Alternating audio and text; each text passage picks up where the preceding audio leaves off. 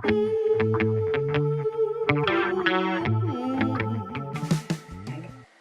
and welcome to the Red Sofa. Hello. So this week we are talking about a new initiative that Penny is driving forward on behalf of Out the Ashes called Switch Off Sunday. Switch Off Sunday. So I'm really interested in this because we've only briefly discussed it and I heard you discussing it on a radio show with... It was Premier FM. Premier FM. So I want to know what it's all about and where has it come from? Okay. What this is about, there are a number of things that have inspired this. One is huge problems among young people, knife crime, which has arrived at another high. And we've just been in London this last week and seeing so many kids hanging around in gangs and not looking happy with life, and it's made me really start thinking about, I mean, this has been going on for quite a long time, but really thinking about what is going wrong in so many young people's lives. Now, go back a little bit.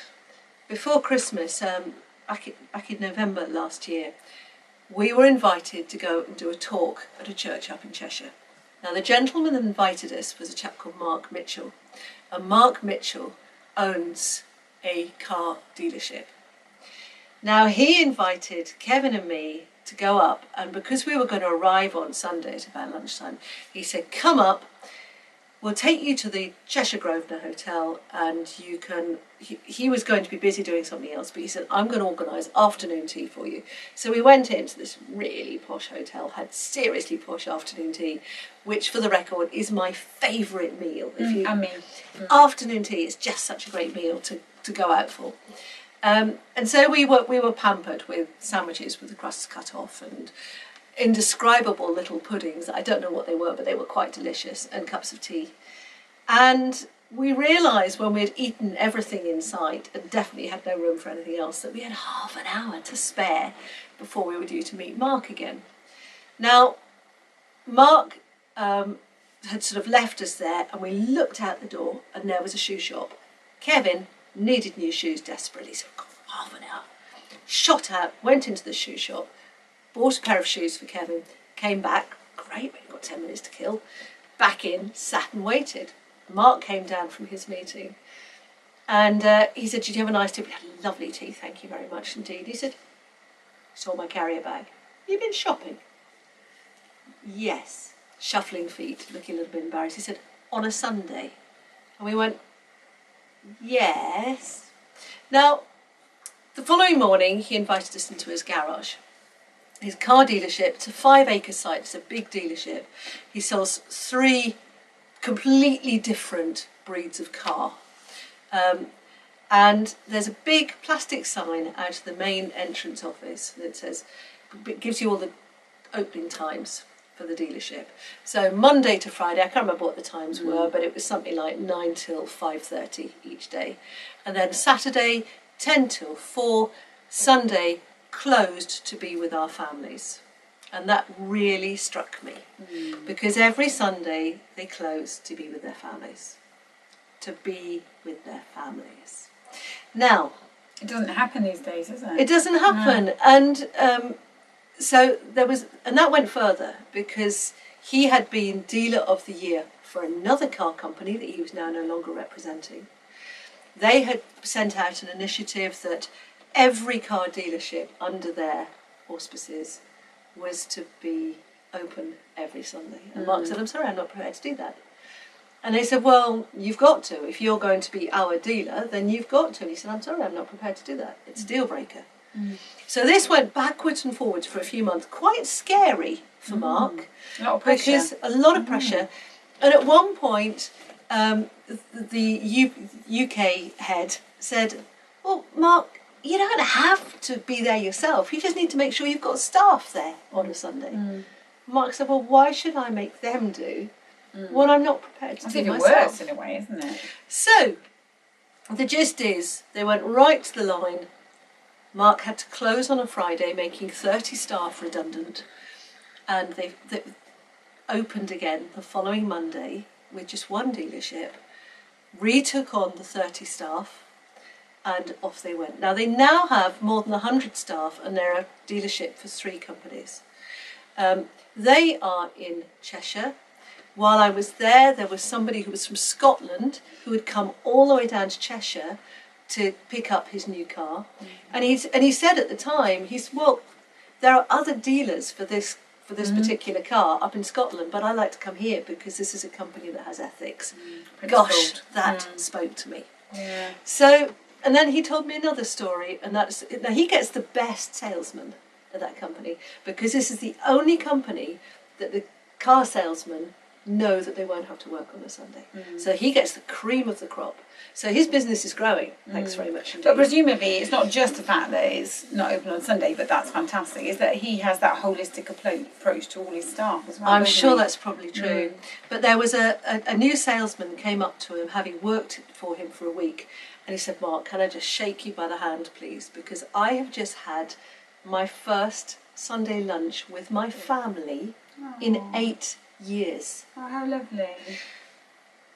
But so I came back. Sad, but lovely. Very sad. Yeah. And I'm talking to some people in the band, of which one is Adele, who is one of our backing vocalists. And Adele works in retail. It's coming up to Christmas. And she said, and I'm talking about this, and she said, Penny, I'm going to be working on Boxing Day until 8 o'clock in the evening. This is Boxing Day. This should be holiday time. And she said, we know that we're going to lose Christmas Day before too long.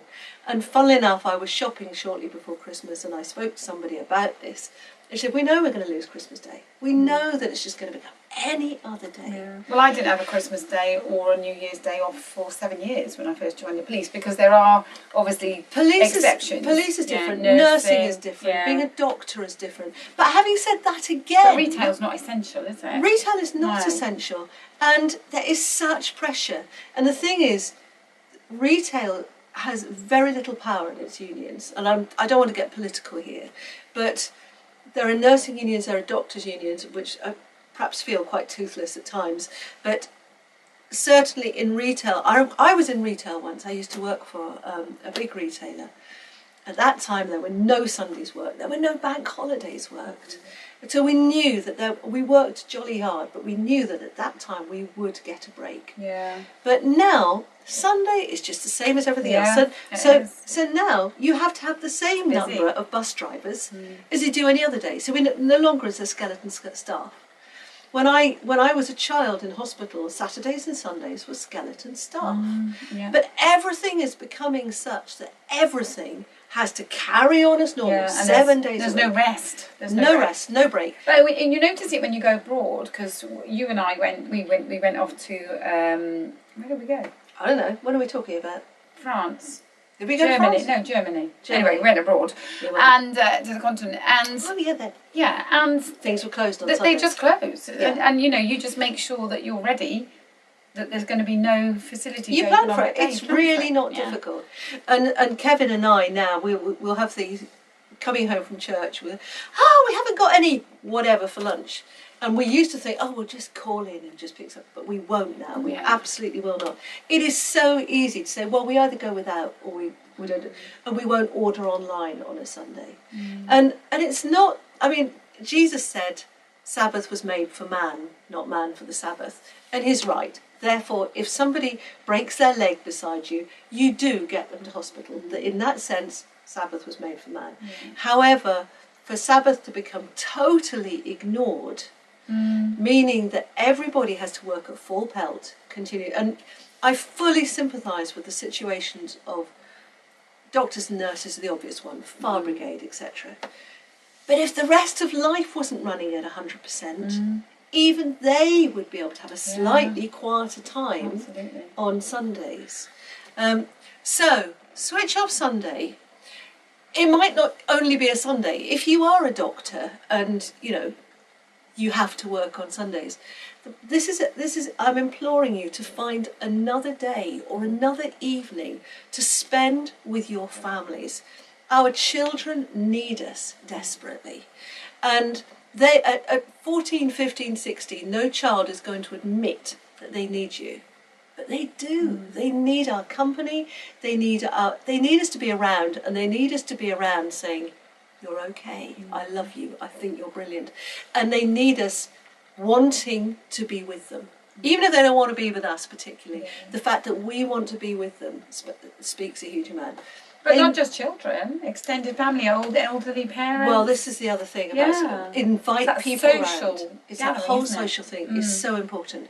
So switch off Sundays, switch off iPads, switch off phones, cook a meal together, plan a meal together, cook a meal together, eat a meal together. No iPads or phones at the table, and then clear up a meal together.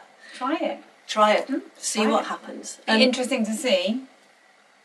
If you do try it, let us know how it goes. Report back to us. Send us photos. Yeah, that'll be good. Talk to you soon. Take care.